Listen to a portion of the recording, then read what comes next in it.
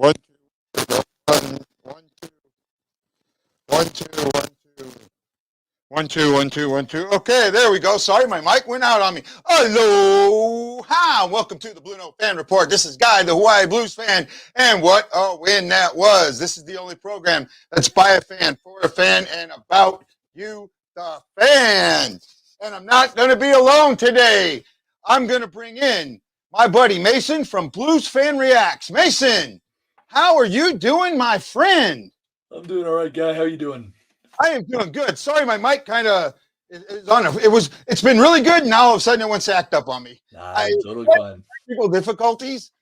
What would the BlueNote Fan Report be? You know exactly. No, just like what would any of my videos be without me saying unnecessary swear words and my mic cutting out? So. Yeah. Hey, that's the way it goes. So hey, for everyone who doesn't know, this is Mason. He does his Blues Fan Reacts. He kind of does what I do, but a little bit differently. We've been talking. We are friends. We're not enemies. We're not competitors. We're absolutely peers. We love each other.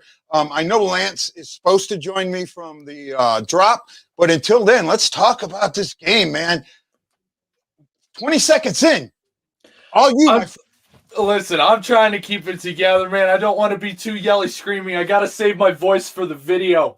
But like, that was such an insane first 30. Wasn't that a club record? Fastest 2 goals scored and fastest 3 goals scored. It was insane. Yeah, absolutely insane. I have a nickname from Kairu, and I hope you use it on your show. I call him, and give me credit, Jordan Kai-Go. Kai-Go. There we go. Oh, because he absolutely goes. Lance, I got Lance. Let's bring Lance in. Okay, here we go. Now I got Lance. Lance, can you see me there, buddy? Yeah, hold on. Let me fix my camera. Yep, there we go. Now I've got all three. So let me go ahead and get this show started the right way. Are you guys ready? I'm ready when you are. Fan Report, the way the BlueNote Fan Report is supposed to be started. Right on.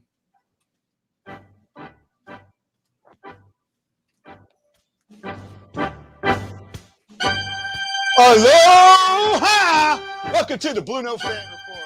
I'm Guy, the Hawaii Blues fan, and today, I think my mic just went out on me. There we go. Okay, and today I am joined by Lance the Scott of the Drop Podcast. Lance, welcome to the BlueNote Fan Report post-game show. Thank you for having me. Oh, anytime, my friend. And I have Mason from Blues Fan Reacts. Mason, welcome to the post-game show. Thank you very much, Guy. Good to be here. Oh, yeah. So Lance says just before you came on, we were getting ready to talk about 20 seconds in, and oh, my goodness. Lance, I know you and me had a big hockey talk yesterday. Man, Kairu's got something special going on, doesn't he? I've said it for the last 2 years. Like I talked about last night with you, everybody wanted him traded. He doesn't play a heavy game. He doesn't fit Berube style. We got to be heavy. We got to find more heavy guys. Heavy. I don't know what the fascination is with heavy teams that to do the dump and chase. You've got to have a fine balance in your team. You've got to have those guys that can get physical. You got to have those guys that can score. You got to have the guys that are fast. If you don't have a combination of that, yeah, you may win a Stanley Cup, but you're not going to be consistently winning Stanley Cups. When you go back to Pittsburgh, winning a couple, three out of several years, and then you got Chicago winning those ones.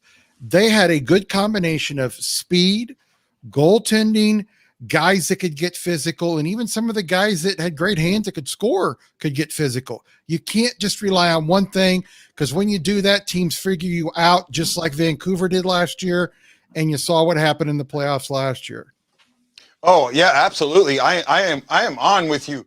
Go ahead, Mason. You were starting before we brought Lance in. Go ahead. I'm going to let you continue on, man.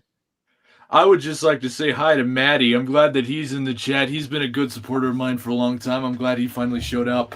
Oh, hey, I forgot about the chat there. He was here from Slovakia. He is dedicated. It's like 5. He says it's 5:30 a.m. over there. That's insane. Like, way to go. Like, welcome in. Like, I love this guy. Here we go. He's been a good supporter of mine. Yeah, give him a good round of applause. But no, this game was insane. I like the first start. Like, you get 3 goals and a fist fight from Kyle Clifford, and then he scores. Kyle Clifford scored a goal later on in this game. It's just insane. I love this game from start to finish. I was getting a little worried after that. I believe it was Max Jones's first goal.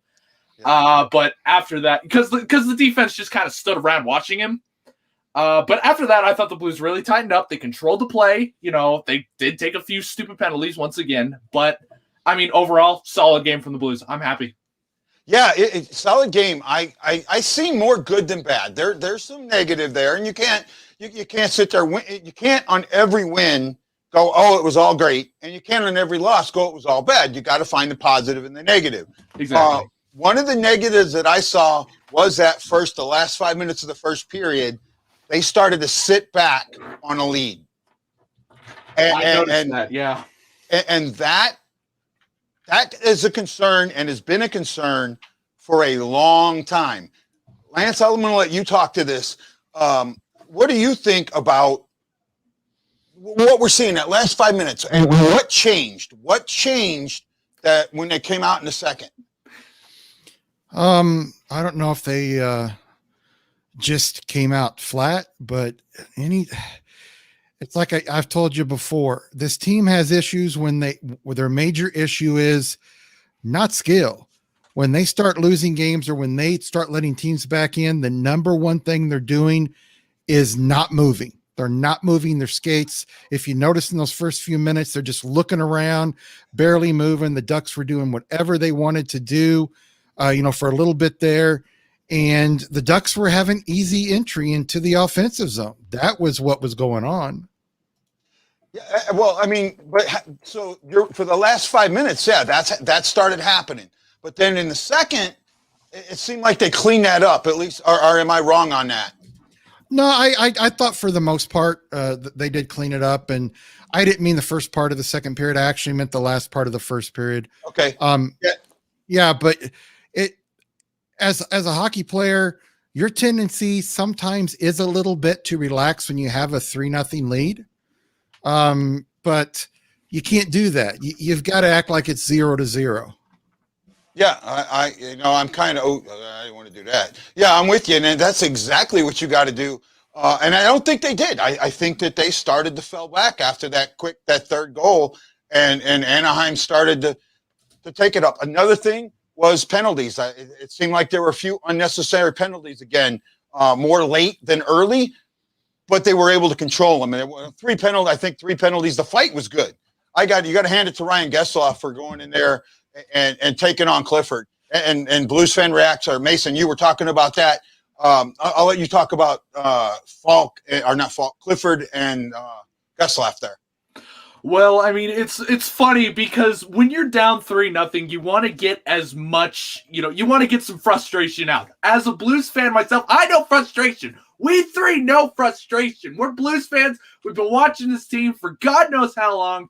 We know what it's like. But as soon as, you're down 3-0, you got no momentum going your way, you got to give credit to Getzlaf. He became the leader of this team when he was made the captain, I think 7 years ago or something like that. Mm-hmm. He stood up to the plate and he found a guy to fight. And he didn't just pick an easy target like Sundqvist or even Shen. He picked the heavyweight on the Blues team. That's Kyle Clifford.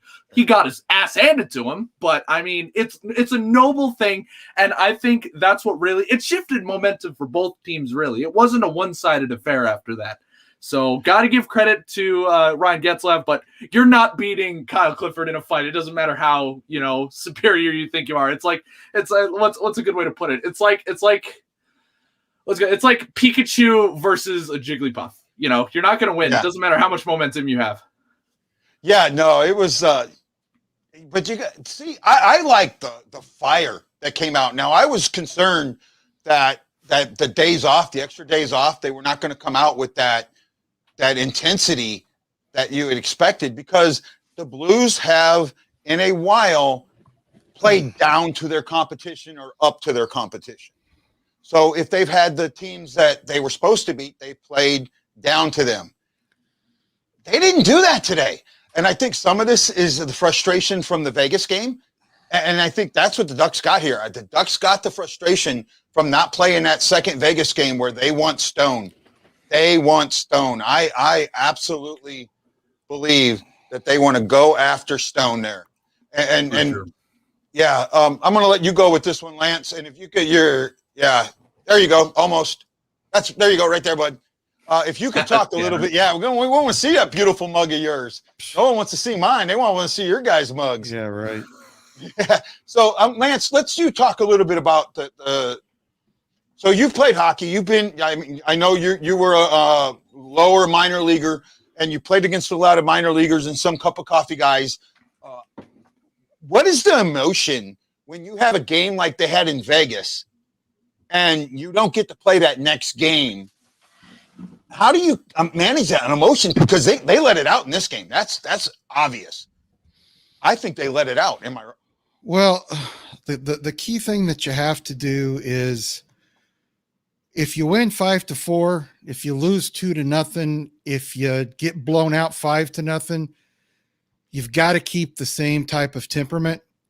Yeah, you can be excited for winning, and with that, what happened with the stone hit and some other physical things, you can't focus on it too much. It is in your mind, but you've kind of got to just look at it the next game. And when you don't get to play it, if there's an issue you feel like it's got to be dealt with a player on the other team, you just think in the back of your mind, you got to take care of it. And, that's the best way to do it. You've got to keep looking forward. I'm sure when they announced that game was canceled, they started looking directly towards the Ducks. But before that, they were probably thinking of nothing but the Golden Knights. Yeah, I have a feeling that they looked at. I have a feeling they thought Getzlaf was stoned, because they were all over Getzlaf like flies on doo-doo, and I mean all over. So no, I got told that I need to watch my sailor language. So I'm in here. You don't have to watch your language around me. Well, unfortunately, this is something that a lot of people don't know, and me and Drop have talked about this a little bit. I am being watched by some higher ups, so I do need to. I have been asked to control my language. Well, the way that I look at it, Guy's having a hard time because he is a former sailor, and sailors are known to cuss. So it's going to take him a while. Yeah. But no, they were all over Getzlaf. They were all over Getzlaf. And you know what? The defense owes Benny a steak dinner, because they took a shutout away from him. Yeah. Parayko owes him a steak dinner. Yeah, he tightened up later in the game though, which I think made up for it. Yeah.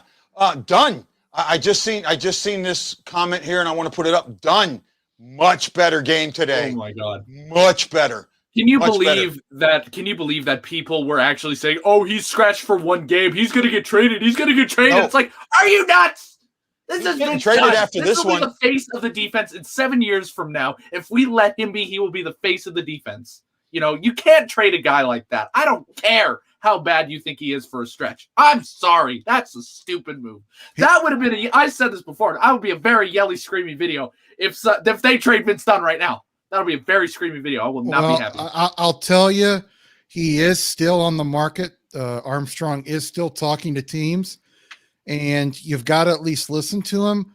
But another thing I'll tell you, with the money they've got to give Parayko very soon, I don't think Vince Dunn will be here in 7 years. I really don't. He may be thriving in another organization, or as my buddies up in Canada like to say, organization instead of organization. Just like a good offense. But anyway, I think he's okay.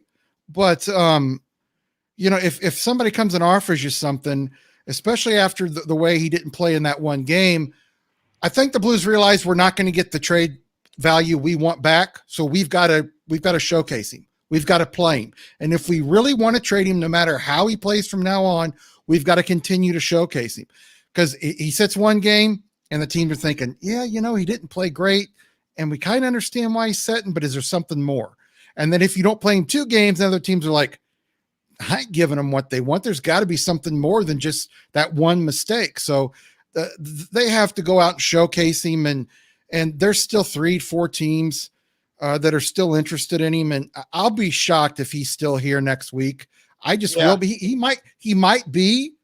Because Armstrong isn't going to give somebody away. He's not going to pull a Buffalo and give away Ryan O'Reilly for Tage Thompson and Patrick Berglund. It's just not going to happen.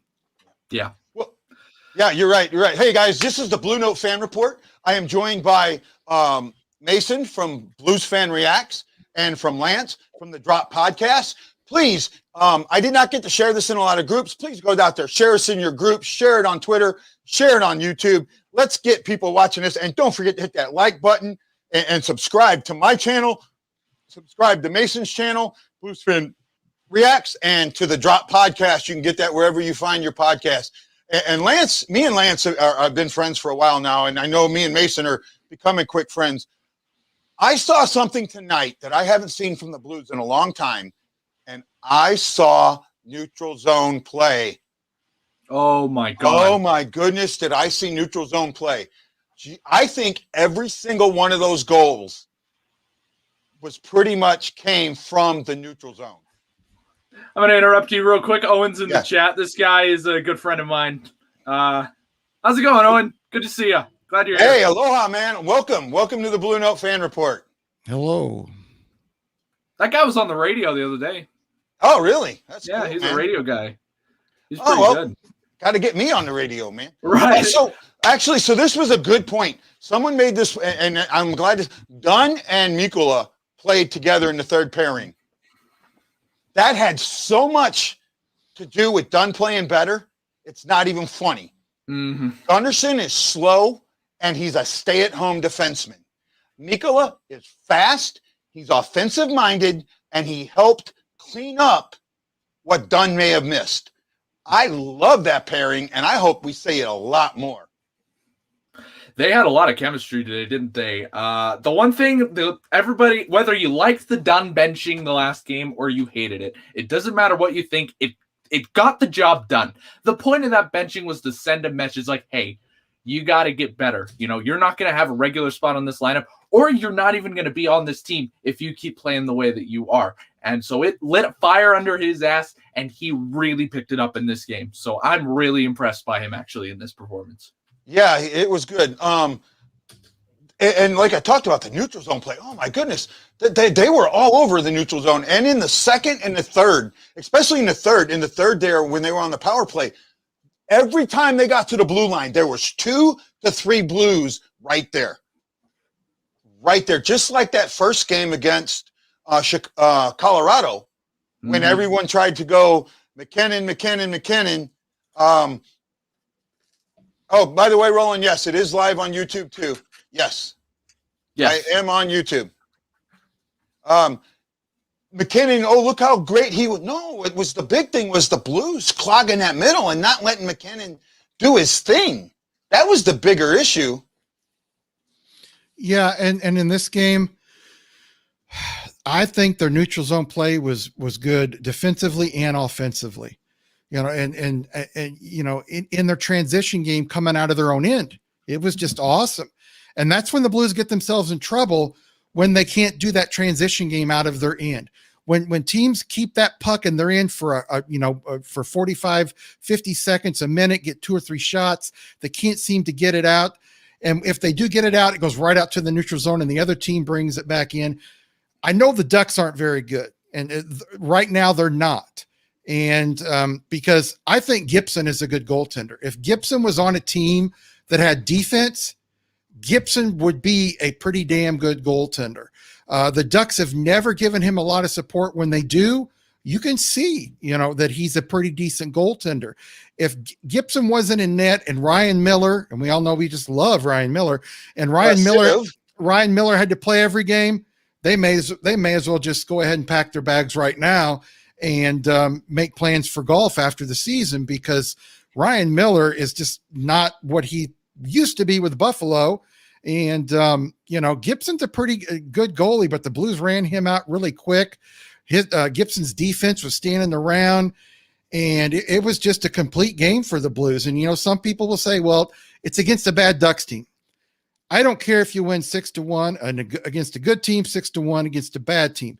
No matter how you win 6-1, you still play pretty damn good. Oh, absolutely. I'm with you all the way on there. This is one of those wins. I don't want to call it a statement win, but it's one of those wins you're going to look back on and go, this is why they're where they're at, right? They needed this win, and they needed it solidly. To come out and score in 20 seconds at 56 seconds. Now the fastest 2 goals ever scored. And then at the 66 mark, or 2 minutes. So 126 seconds at 2:06, they scored a 3rd goal. That Kai Go, that is his name now. Every time I write about him, it will be Jordan Kai Go, because let him go. Let him go. Right? Just let him go. Demon. His nickname for me and all my fans is Speed Demon. That's what we call him. Well, I like Kai Go better. I'm sorry. I think it's got a better ring. No, I get that. It's like I said the other night. I guess this was last night. You've got guys that are good 2-way players. Steen at one time before his last couple of years was one of the top 5 2-way players in the league. Really good at what he did, played good defense. Then you've got guys like Brett Hull who score, and that's what Joe Quenneville let him do. He let Brett Hull score. He didn't ask Brett Hull to go back on defense all the time and make sure he was in a good defensive position. And I understand you don't want your guys to be exposed defensively on, if you're an offensive minded guy, but you've got to let guys' skills through. You got to let it show through. A good coach will take a player, see what he can do, and go, okay, this guy's got great hands. He's good offensively. Let's just get him to be a little more sound defensively, but let's let him run with it. Let's let him skate. Let him use that speed. And then you got another guy who is good at defensively, maybe he's a left wing or right wing, or maybe even a defensive center like Scotty Upshaw used to be. Yeah. And, you've got guys like that. Let them do what they're going to do. Good coaches put guys in places where they're going to succeed. Bad coaches push guys into doing something that they can't do well. Right. Now, I gotta say right now, Berube is doing something I didn't think he would do. And we talked about this last night. Adjust. He has not been great at adjustments. Really, he has not. However, today he adjusted. He put Mikkola with Dunn and allowed them to use their speed and their offensive mindedness to their advantage. I'm going to argue that they were the best pairing tonight. Yeah. Well, I think they were. Yeah. Okay. I'll give that for the time they played and when they were on the ice, they were very visible. I will say that for most of the game, I would say they were. I just got a new nickname for Kairu, Kaigaroo, like a kangaroo. Kaigaroo. Yeah, that is not bad at all. So Roland Spinks asked, what did you think? How did you guys like Bennington's game tonight? I'm going to start, and I'll start this and then just go from Lance and into Mason. I think he's the MVP of the team right now. I'm saying, and me and Lance talked last night, those 4 goals he gave up were not that bad against Colorado. He was left hung out to dry consistently. Maybe one was on him. So, but I think he's been the MVP, and tonight he showed it, and he got robbed. He absolutely got robbed of a shutout. It should have been 6-0. If you remember correctly, Parayko made a mistake like that in front of the net in one of the other games that cost the Blues a goal too. Like I said last night, my 3 MVPs this year, Kyrou, Faulk, and Bennington. And like I said, when Bennington is taking the right angle to the puck and taking the right position, and when he is seeing the puck well, I don't think there's any goaltender better than him. Just like any other goalie, you get stuff, you get guys in front of him, or if you get 2 guys from the other team in front of him and there's nobody there to push him out, of course they're going to score goals. But right now he looks very sound. He looks confident.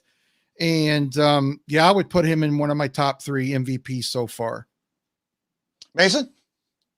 Going off of Binnington, I think once again, he had a solid game today. I don't think it was nearly as good. He had a better game against Vegas. That was an insane game.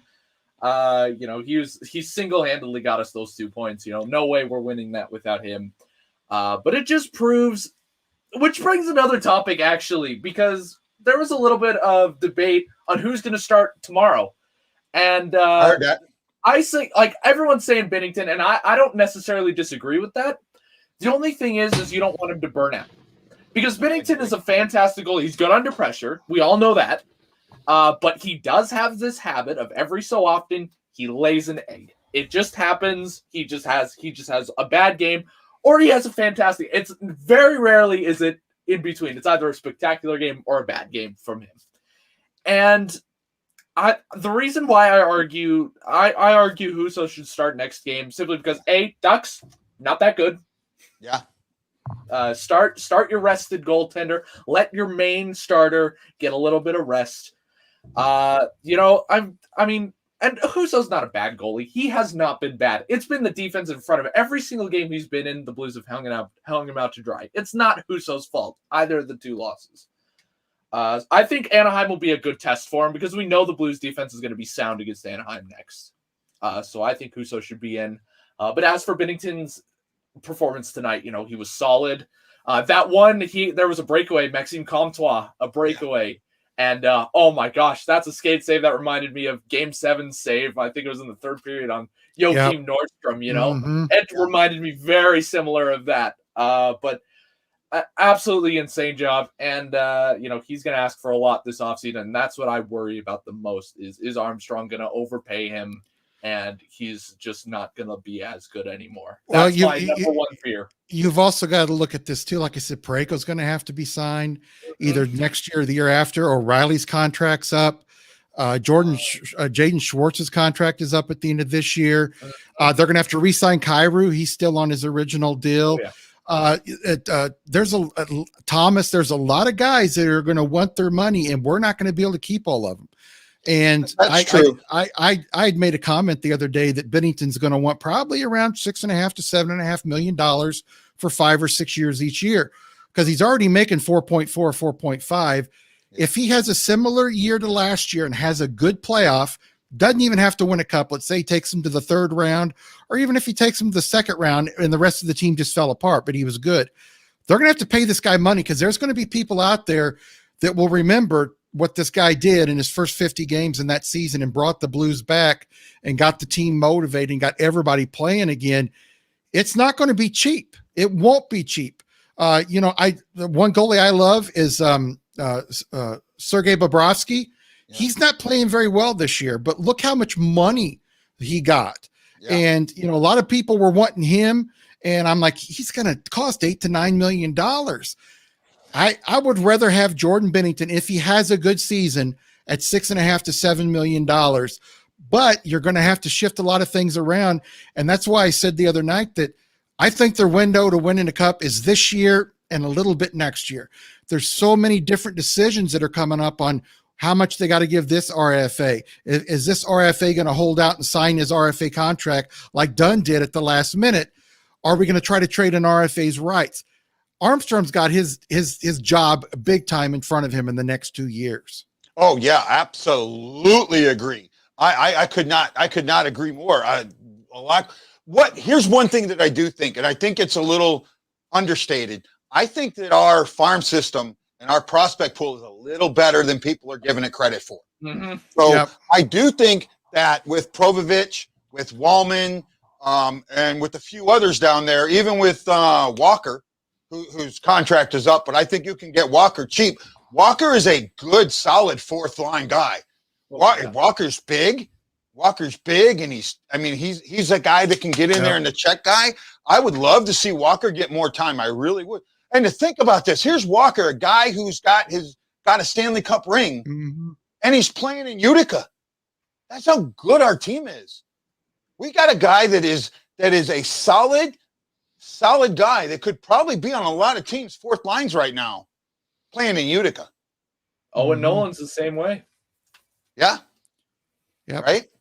So, you know what, guys? We've got a lot of good players. We got Mikkola. We got Reineke. He's 24. We got Torachenko. Poroshenko, Yeah, Pachenko, I always get that. I always miss that one letter. Okay. We've got guys in the next 2 to 4 years that are going to be pushing for roster spots on here. They really, really are. And, even Joel Hofer, 20, I think he's 20 or 21, plays in the WHL. He's a good prospect. And then, everybody's down on Clem Costin. I'm going to tell you, Clem Costin's going to be fine. As long as they let him grow offensively, he's got the offensive skill. He's got the great hands, excellent skater. I think one of the reasons the Blues haven't wanted him to play in the AHL a lot is defensively he's bad, and they just want him to grow a little bit more. He's a big kid, well over 6 foot, and I think he's going to be good. So you've got all these young talent coming in, and it just shocks me that when you look at teams, and if you look at the Sports Illustrated, ESPN, the Hockey News, all these things, and they rate teams and according to their prospects, and the Blues are like 14th or 15th. The Blues should actually be in the top 10. I'm not saying the top 5, but this team has a lot of very good prospects, and it's because of Armstrong, the main scout, who's no longer here. Yeah, Bill Armstrong. That was a huge loss. Yep. Him going to Arizona, and actually they set it up to where he can't sign any player that he has talked to with the Blues. He is unable to talk to for 3 years. Yep. Right. So that was I got to hand it. That was a pretty smart thing there. We can't hear you there. Yep. Ryan. I think you're muted, bud. Yeah. Gotcha. The other thing about the Blues that people don't realize is how disgusting their goalie depth is. It's good. We got Joel Hofer. We got John Gillies, who is fantastic. I don't think people realize how good he was. Pretty good. He's on a 10. He's 10-0-0 with his team right now. Yeah, he just got a shutout today. He would be up quicker if his mechanics were a little better. But when it comes to athletic wise and what he can do now, if he continues to grow, like I said about Kyrou 2 years ago, as a winger, if he continues to grow, he's going to shock some people, and he'll be up here quicker than people think. Yeah. The other one is we just got a goalie in this draft, Will Cranley. Yep. Have you seen? He put in last year with the Ottawa 67s, 18-2-0. Yeah, and he was the backup. Yeah, and what's also funny? Yeah, if you look over the last 10 years, what have the Blues always had a great depth of? Goaltending. And their AHL teams, Quebec Junior, Ontario, Major Junior. They've always had good goalies, and they've always traded some of them, which they had to. Ben Bishop, which I would have kept, but hindsight's 2020. But they've always had a good stockpile of goalies to look at and either put in as a trade piece or bring them up and have them be back up and share time. Yeah, and it's amazing. What's amazing is you look at this. The Blues team, history-wise, we've had some of the best goalies in the league play in their eras. Yeah, in their eras. Yeah, in their eras have played for us. Jacques Plante, Glenn Hall, Mike Liut, Curtis Joseph, Grant Fuhr. I mean, on and on and on. Manny Legacy was decent. Wait. Guy, you're not going to mention Roman Turek? Blues legend Ben Bishop, right? Yeah.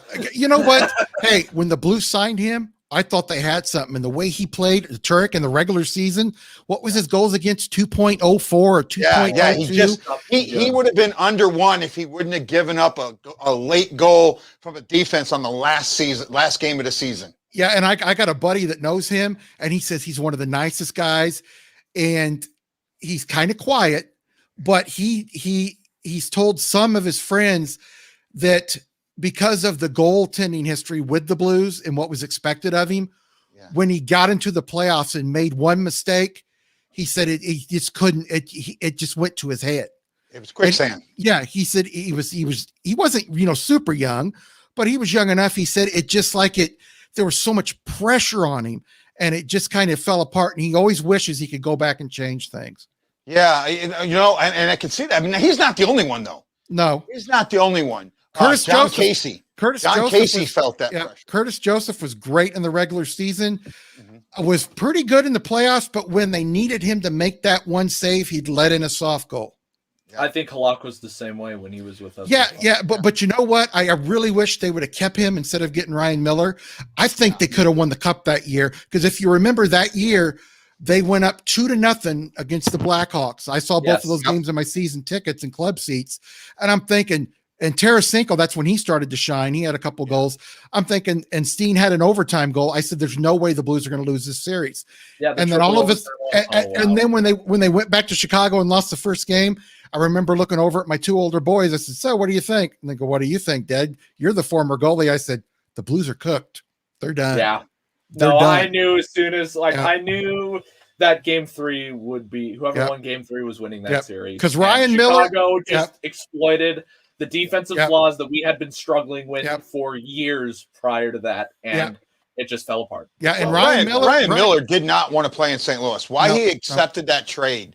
Why at all? Well, and another thing is he wasn't great in the regular season, but I remember going and see him playing at Pittsburgh, and the Blues in Pittsburgh were called the 2 best teams in the league at that time. Yeah. And I remember. He was just on. It may have even been his first game with the Blues. People were cheering when he came to the ice, and I know they interviewed him afterwards. He said he wasn't expecting that, and they asked him, do you want to stay in St. Louis? And he says, well, as a free agent, and when he said that as a free agent, I want to explore my options. I'm like, he don't want to be here. He looked pretty good in the first 2 games against the Blackhawks, but it's like once he realized he probably wasn't coming back, he just tanked it. Yeah, I agree. And I got a question. I'm gonna kind of stop here on. I want to go to this question. I'd like to address that as well when you're done. Okay, so it's asking me, when Tarasenko comes back, how do you see the lines going with Kairos playing? I've addressed this before. Ooh, sorry. Whoa, guy. Yeah. Woohoo! Sounds like a dog barking. I don't see, our lines are not first, second, third, and fourth. They're not. Berube rolls 4 lines consistently. Yes. Even if he's down a goal, he doesn't give that up. Unless he has an injury, he rolls 3 lines. I think that he can get Tarasenko to go to the 3rd line and not affect the top 2 lines and give him a 3rd scoring line. I really think he can do that without much pain. Or, I think Tarasenko is going to take a lesson from Steen. Steen went to the 4th line, and Steen went from being a cancer to beloved by saying yes. Yeah, whenever Steen was with, was it Sanford and Kyrou last year? When he was with them, and my feelings on Alex Steen, people hate me for it. The last couple of years, he wasn't good. And I wasn't mad at him because he's just getting older. That's what happens to us people when we play hockey. When I played games when I was 35, do you think I felt like I did when I played games at 25? Hell no. It took me a week to recover. So Steen at one time was a great player, but when he got with those young guys, it's like it gave him a breath of fresh air. And he was really good in those playoffs. Yes. The other thing, what I think is people are obviously, once Tarasenko's healthy, they're going to say, okay, now put him back with Schwartz and Schenn. And I say no. I say don't do that. I say keep Kyrou with them, because for some reason, that's a fast line. Tarasenko's not really known for his speed. He's known for his shot, though. And I think Kyrou blends well with those two. But you know what? Where I would like to see Tarasenko? I'd like to see Tarasenko on the right, Thomas centering, and Hoffman on the left. That's what I I'd could like go to for that. I could go for that. But you know what? I'm going to disagree with you. Tarasenko, and I've had a couple of former Blues who played with him tell me this. He is sneaky fast. He is fast. He doesn't look fast. Sneaky fast. He doesn't. He's one of those players, people see Chris Pronger, and I don't want to go back too far. I don't want to get off the subject, but people go, oh, he was just a big guy. I'm going to tell you right now, Chris Pronger was a very fast defenseman, but because of his stride, just like Bouwmeester was fast his first couple of years here, but it really didn't look fast. And that's Tarasenko isn't the fastest guy on the team, but I'd say he's in the top 4. I want to see him come back, but here's my issue. I've talked to the Blues former orthopedic doctor about Tarasenko. When he had his first shoulder injury and had his second, I talked to him and I said, what if he has another injury in one of those shoulders? He says, well, I'm going to tell you this. He says, after having surgery on each one, he's got about a 25 to 30% chance of re-injuring each one. So I called him after the third one and I said, what is it now? He goes, he's got about 65 to 75%. Mm-hmm. So if I'm the Blues and they're playing great, if I'm them, let him take off the year. People are going to hate me for that, but I would rather see him come back totally fresh next year. You know, it's especially if the Blues feel like, yeah, if we bring him back, you know, with the way we're playing now, we're playing good, but we don't think we can win the cup this year unless everything just falls in place. Why not let him set the rest of the year? I know Tarasenko ain't going to like that. He wants to play right now if he could. Yeah. You know, Well, he probably wanted to play a released- month ago. He released a video today. Sorry, Lance. He released a video today with him in his skates, tapping them together. You know, there's no place like home style, right? He wants to be back on the ice, and I don't disagree with that, but I do agree that, you know, if the chemistry's there, don't mess it up. Exactly. That's the number one thing. That's what I agree with you the most. The chemistry's there right now. Sure, maybe if things, I'd rather have Tarasenko play a few games. I don't want him to sit the rest of the season, but I do want him to be on the ice for a few games just to stay fresh. That's all I want. Even if he's a healthy scratch for a few. Yeah, I understand. The only thing that concerns me is we all know how physical this game gets in the playoffs, unless the refs keep calling, and unless the refs don't call anything when they're supposed to, but they call stuff when they're not supposed to. If they're not consistent, like we know the NHL refs have been in the playoffs normally, and somebody goes after him, because trust me, they know he's had three surgeries. It's just like the reason why they stopped telling what the injury was for the most part. It's just like when Bozak and Bortuzzo went out. You know, they were just saying upper body injury. And I confirmed with my guy with the Blues. He said, no, he said, it's a concussion. And he said, Bozak is the worst. He said, Bozak got it the worst out of Bortuzzo or Bozak. So that's what concerns me. Teams are going to go after him big time. Because if you remember in the San Jose series with Backus's last year in the Western Conference Finals, the reason he didn't score very much, people like Burns, Pavelski, Thornton, they all got physical with him and took him totally out of the game until that last part of that game 6. Yeah. Yes. And I'm just afraid that's what's going to happen. But I do agree with you that if they do bring him back, don't bring him back in February.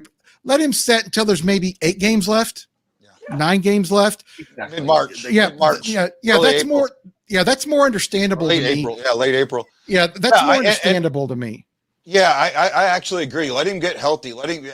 And again, like I talked about, the chemistry right now is going good. So, hey, everyone, this is Guy. I'm the Hawaii Blues fan. You are watching the Blue Note Fan Report on YouTube, Twitter, and Facebook. I am joined today by Mason from Blues Fan Reacts. Howdy. And by Lance from the Drop Podcast. We are talking the Blues post-game show. We've been going about 45 minutes, so it's time to wrap it up. So I'm going to start with Lance here, my good buddy and friend. Lance, I'm going to let you go with any last comments or thoughts on today's game. Last comment or thought, I didn't get to get a word in earlier, but nobody's fault. We just kept going. It's so, we're hockey fans. You can't shut us up. I understand wanting to start Bennington on Sunday night, and I wouldn't be upset if they did. But if you look last year, I think one of the problems with them in the Vancouver series was Bennington was tired. He's never played more than around 50 games. And I said at the beginning, and I think a guy said, talking to Darren Panger, one of the other guys, that he thought that Huso should play about 15 games, 16 games. And I told Guy the same thing. I've been thinking that all year, because I don't want a guy going into the playoffs that's just tired. Because trust me, being a goaltender and playing 50 games out of 82 games, or 55 or 62, I don't know how Grant Fuhr played 72 games in one season at the age that he did. And I don't know if you guys remember this real quick. I don't think most of you guys know this. He played every game for the Oilers 1 year. Then he played for Team Canada and played all those games, including against the Russians, and didn't miss a whole game. He ended up playing, plus the playoffs that year. I think he said he played 103 games. Oh my God. Somewhere around 100. I couldn't even imagine. Yeah, well, you weren't getting Grant. I mean, I've talked. You know this. We both talked to Grant, Lance. You weren't getting him out of the net. And he said that I wasn't coming out. I want to play. If they're going to ask me, can you play? I'm always going to say yes. I would never say no. With his knee as bad as it was, he wanted to play. I don't know of any good goalie that even some bad ones that if somebody says, even if you've had a bad game or if it's in between periods and you've given up 3 goals, 2 of them questionable. I don't know of anybody, if a coach comes up to him and goes, hey, I'm thinking about I don't know any goalie that's going to say, oh, okay, I'll just sit on the bench. That's okay. Goalies are wired different. We're very strange people. Trust me. We have our rituals before the game, our rituals after the game. It takes a strange person to want somebody to shoot a rubber puck at you at 95 to 100 miles an hour. We're not normal. And I'll admit that. Pound and a half? Well, it's, I think is it 12 ounces? 6? Yeah, but yeah, that's without all that ice and water soaked into. Yeah, 4 ounces. A might puck is 2 ounces. A normal puck is 4 ounces. A passing orange puck is 8. Yeah. Well, guys, this has been a lot of fun. Oh, Mason, no, it's your turn, man. Any final thoughts? Yeah, ignore me. Okay, I see how it is. It's funny. I'm sitting here. I mean, first of all, I think this was a fun show. I'm really glad that you had me on. But as when it comes to this game, keep the momentum going. Keep the lines that you got going right now. Dunn and Mikla look fantastic. It's going to be on them next game to see if that pair really sticks around. But I just like to say I feel so. I mean, you've done an interview with Darren Pang and Mike Louis. And you know the Blues orthopedic surgeon by name. You probably have his phone number. And here I am, just a guy screaming in his closet. So I'm glad that I am blessed in the presence of 2 big guys in the Blues community. So I'm glad that you had me on. But I mean, as of the game, I thought it was a fantastic game. And hopefully they can keep the momentum going. Well, hey, yeah. And Blues, Mason, when you want to go live and bring me on, same thing. I'm more than glad to. I know you haven't used StreamYard before, but that's what I'm using, and you'll find it's really easy to use. And I think even the free version would allow 2 people to come on together. So I have the paid version, but check the free version out. It will. Yeah, it's a good software to work with. Mike, so what I want to do, I want to look ahead as we go out and now, God, man, it's so fun talking hockey. Hey, guy, can I say one thing? Yeah. I haven't been able to say it. Everybody's been saying that it's a great show. They're happy that we came on and it's really good. They're enjoying it. And I just want to say thank you to everybody that said that, because we're all 3 hockey fans. Some of us played hockey, others didn't. But our common denominator is we love the Blues and we love hockey. Oh, yeah. We love the Blues a bit too much. It's like a mental disorder at this point. Oh, yeah. I'm 52. I'm the oldest of the 3. Well, I appreciate the dope closet setup. Yeah, it's pretty great, isn't it? A shoe closet. Wonderful setup, I know. I'm not far behind you, Guy. I'll be 52 in August. Yeah, I know. We're really close. But this team is ingrained in the fabric of St. Louis. Yeah, and if you're from the area at all, you understand what it means to be a Blue and what the note means, what it means to me. And I've talked about that before. Just to be able to wear it. And I feel extremely blessed that I've been able to talk to Grant Fuhrer, that I've been able to talk to Mike Gilliute, that I've been able to talk to Darren Pang, that I've had some of the experiences I've had, and that some of the players have been calling me, our former players are calling me and talking to me and working with me. And it really makes me happy. And I know that all of us together do a great show. Each one of our individual shows are good, but we're stronger together. Guys, I got to tell you, I love you, and I'm gonna let the Morton boys take us out. Let's go Blues! Let's go Blues! Let's go Blues! And the only way to take out a Blues show